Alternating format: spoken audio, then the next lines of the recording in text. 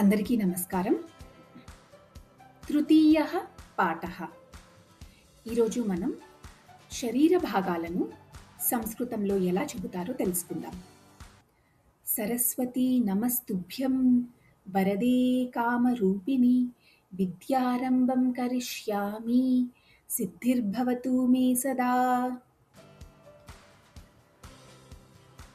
అవయవాః అంటే శరీర భాగాలు. హస్తః అంటే అరచేయి. హస్తః సంస్కృతంలో అరచేయిని హస్తః అని అంటారు. నాతో పాటు పలకండి. హస్తః, హస్తః, హస్తః. పాదః అంటే పాదము. కలిసి పలుకుదామా? పాదః, పాదః, పాదః. మరి ఈ శరీర భాగం ఏంటి? నాలుక. సంస్కృతంలో నాలుకను జిహ్వా అని అంటారు. నాతో పాటు పలకండి. జిహ్వా, జిహ్వా,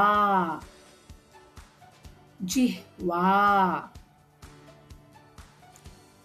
కర్ణః అంటే చెవి. కర్ణః, కర్ణః, కర్ణః.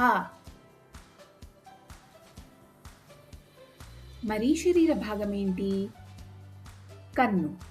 సంస్కృతంలో కన్నును నేత్రం అని అంటారు. నాతో పాటు పలకండి. నేత్రం, నేత్రం, నేత్రం. కన్నుకు సంస్కృతంలో మరో పేరు నయనం. కాబట్టి మీరు కన్నును నేత్రం లేకపోతే నయనం అని కూడా అనొచ్చు. లలాటం అంటే నుదురు. లలాటం, లలాటం, లలాటం.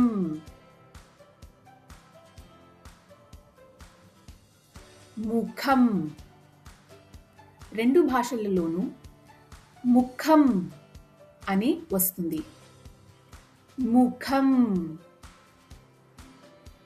ముఖం, ముఖం.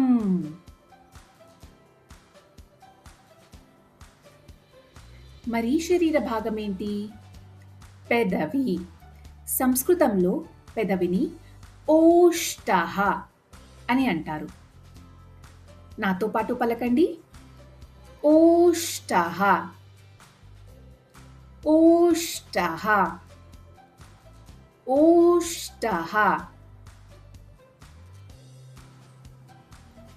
దంతః అంటే పన్ను. దంతః, దంతః, దంతః. మరి శరీర భాగం ఏంటి? నాసిక. నాసిక అంటే ముక్కు.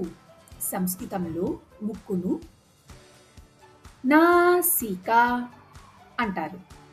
నాతో పాటు పలకండి. నాసిక, నాసిక, నాసిక. మరి శరీర భాగం ఏంటి? అంగుళిః. సాధారణంగా ఏదైనా ఒక వేలును సంస్కృతంలో అంగుళిః అంటారు. నాతో పాటు పలకండి. అంగుళిః, అంగుళిః, అంగుళిః.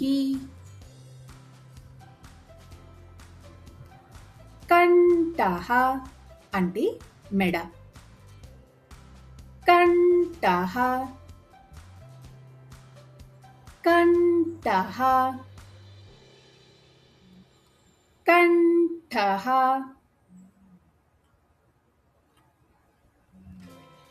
పాఠం సమాప్తం.